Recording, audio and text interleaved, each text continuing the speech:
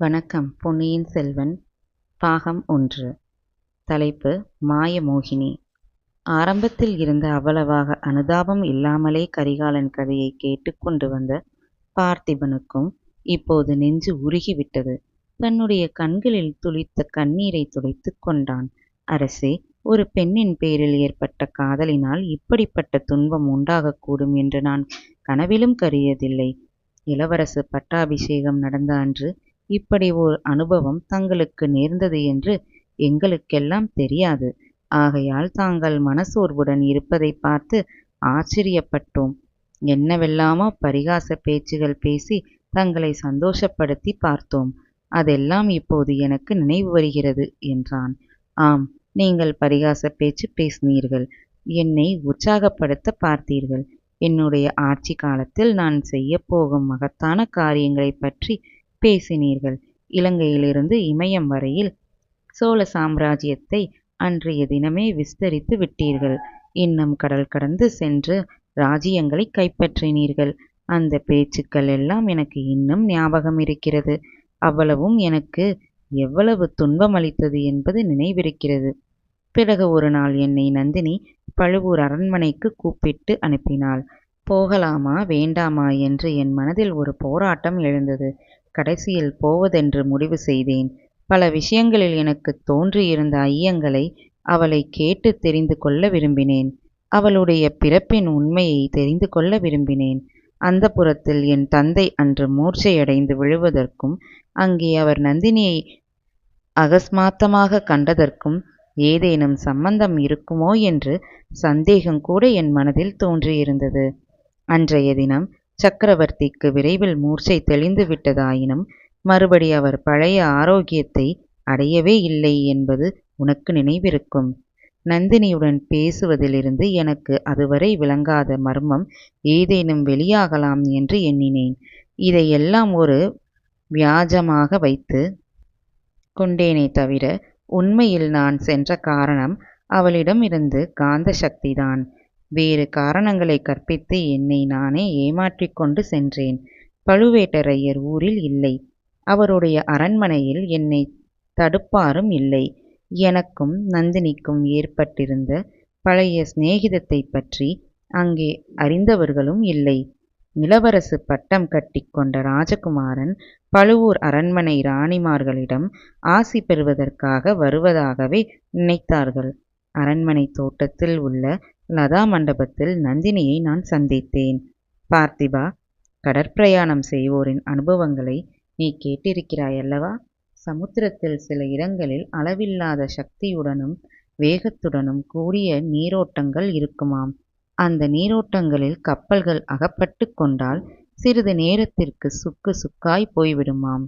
நந்தினியின் முன்னிலையில் நான் இருந்தபோது கடல் நீரோட்டத்தில் அகப்பட்டு கொண்ட கப்பலின் கதியை அடைந்தேன். என் உடல், உள்ளம், இருதயம் எல்லாம் 1000 சுக்கல்களாகி விட்டன. என்னுடைய நாவில் வந்த வார்த்தைகள் எனக்கே வியப்பை அளித்தன.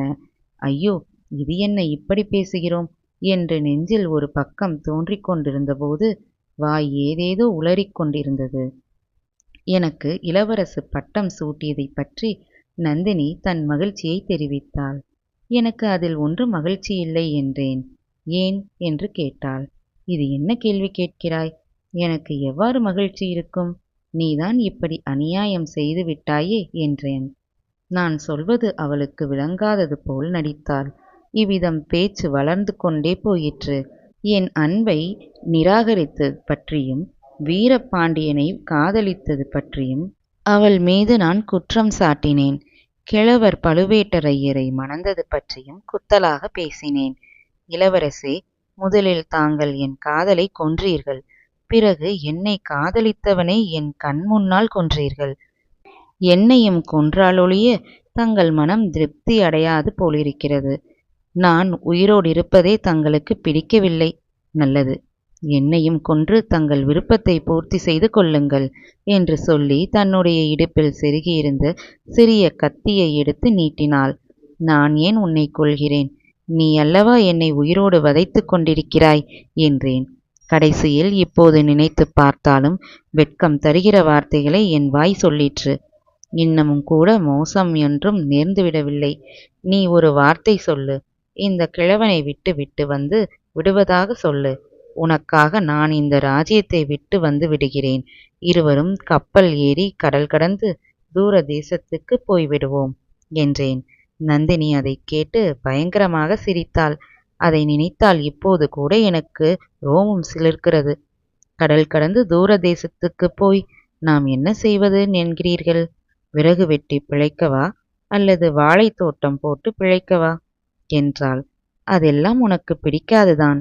அர்ச்சகர் வீட்டில் வளர்ந்தவள், பழுவூர் ராணி ஆகிவிட்டாய் அல்லவா என்றேன். இத்தோடு திருப்தி அடைவதாக எண்ணம் இல்லை. சோழ சாம்ராஜ்யத்தின் சிம்மாசனத்தில் சக்கரவர்த்தினியாக வீற்றிருப்பதாக உத்தேசம். தங்களுக்கு இஷ்டமாயிருந்தால் சொல்லுங்கள். பழுவேட்டரையர் இருவரையும் கொன்றுவிட்டு சுந்தர சோழரை சிறையில் அடைத்துவிட்டு சக்கரவர்த்தியாகி என்னை தங்கள் பட்ட மகிழ்ச்சியாக்கி கொள்கிறதாயிருந்தால் சொல்லுங்கள் என்றாள். ஐயோ, என்ன பயங்கரமான வார்த்தைகளை சொல்கிறாய் என்றேன். காயமடைந்து படுத்து கிடந்த பாண்டியனை என் கண் முன்னால் கொன்றது பயங்கரமான காரியமில்லையா என்று நந்தினி கேட்டாள். இதனால் என் குரோதம் கொழுந்து விட்டு தொடங்கியது. ஏதேதோ வெறி கொண்ட வார்த்தைகளை உளறி அவளை நிந்தித்து விட்டு கிளம்பினேன். அப்போதும் அவள் என்னை விடவில்லை. இளவரசே, எப்போதாவது தங்களுடைய மனதை மாற்றிக்கொண்டால் என்னிடம் திரும்பி வாருங்கள். என்னை சக்கரவர்த்தினியாக்கிக் கொள்ள தங்கள் மனம் இடம் கொடுக்கும்போது வாருங்கள் என்றாள். அன்று அவளை விட்டு பிரிந்தவன் பிறகு அவளை பார்க்கவே இல்லை என்றான் ஆதித்த கரிகாலன். இதையெல்லாம் கேட்டு பயங்கரமும் திகைப்பும் அடைந்த பார்த்திபேந்திரன், அரசே, இப்படியும் ஒரு ராட்சசி உலகில் இருக்க முடியுமா? அவளை தாங்கள் மறுபடி சந்திக்காததே நல்லதாய் போயிற்று என்று கூறி பெருமூச்சு விட்டான். அவளை நான் போய் பார்க்கவில்லை என்பது சரிதான். ஆனால் அவள் என்னை விட்ட பாடில்லை பல்லவா. இரவும் பகலும் என்னை சுற்றி சுற்றி வந்து என்னை வதைக்கிறாள். பகலில் நினைவிலை வருகிறாள், இரவில் கனவிலை வருகிறாள். ஒரு சமயம் முகத்தில் மோகன புன்னகையுடன் என்னை கட்டி அணைத்து முத்தம் கொடுக்க வருகிறாள். இன்னொரு சமயம் கையில் கூரிய கத்தியுடன் என்னை குத்தி கொள்ள வருகிறாள். ஒரு சமயம் கண்களில் கண்ணீர் பெருகி விம்மிக் கொண்டு வருகிறாள். வேறொரு சமயம் தலைவிரி கோலமாய் கன்னங்களை கை விரல்களினால் பிராண்டி கொண்டும் அலறி அழுது கொண்டும் வருகிறாள். ஒரு சமயம் பைத்தியம் பிடித்தவளைப் போல் பயங்கரமாய் சிரித்து கொண்டு வருகிறாள். இன்னொரு சமயம் அமைதியான முகத்துடன் ஆறுதல் சொல்ல வருகிறாள். கடவுளே, அந்த பாதகி என்னை எப்படித்தான் வதைக்கிறாள் என்று சொல்ல முடியாது. இன்று மாலை பாட்டன் கூறியது நினைவிருக்கிறதா? நான் ஏன் தஞ்சை போகக்கூடாது என்பதற்கு ஏதேதோ காரணம் கூறினார். உண்மையில் நான் தஞ்சை போகாமல் இருப்பதற்கும் என் தந்தையை காஞ்சிக்கு வரவழைக்க விரும்புவதற்கும் காரணம் நந்தினிதான். அரசே, கேவலம் ஒரு பெண்ணுக்கு பயந்து கொண்டா தஞ்சைக்கு போகாமல் இருக்கிறீர்கள்? அப்படி அவள் என்னதான் செய்து விடுவாள்? வஞ்சனையாக விஷம் வைத்து தங்களை கொன்று விடுவாள் என்று அஞ்சுகிறீர்களா? இல்லை பார்த்திபா, இல்லை. இன்னமும் என்னை நீ நன்றாக புரிந்து கொள்ளவில்லை. அவள் என்னை கொன்று விடுவாள் என்பதற்காக நான் அஞ்சவில்லை. அவளுடைய இஷ்டப்படி என்ன செய்ய வைத்து விடுவாளோ என்றுதான் பயப்படுகிறேன். உன் தந்தையை சிறையில் போடு, உன் தங்கையை நாட்டை விட்டு துரத்து, இந்த கிழவனை கொன்று என்னை சிம்மாசனத்தில் ஏற்று என்று அந்த மாய மோகினி மறுமுறை சொன்னால் எனக்கு அப்படியெல்லாம் செய்ய தோன்றிவிடுமோ என்று பயப்படுகிறேன்.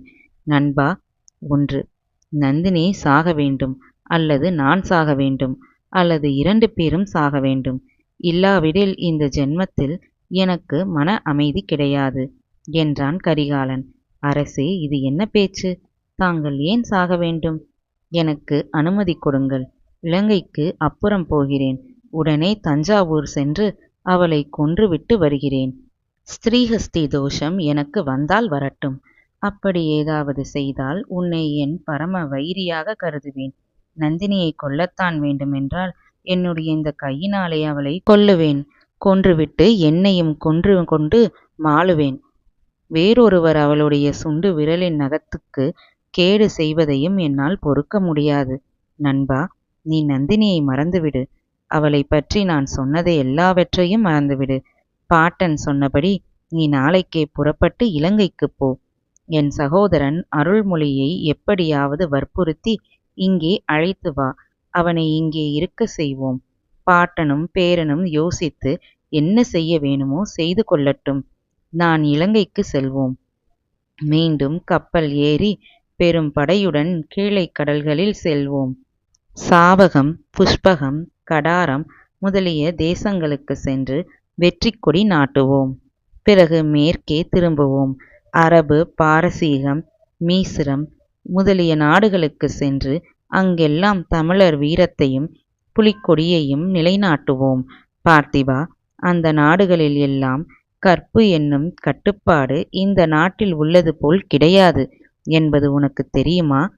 அரசர்கள் தங்கள் இஷ்டம் போல் அவர்களுடைய ஆட்சியின் கீழ் உள்ள எந்த பெண்ணையும் அழைத்துச் சென்று அந்தப்புரத்தில் சேர்த்து கொள்வார்களாம் என்றான் கரிகாலன்.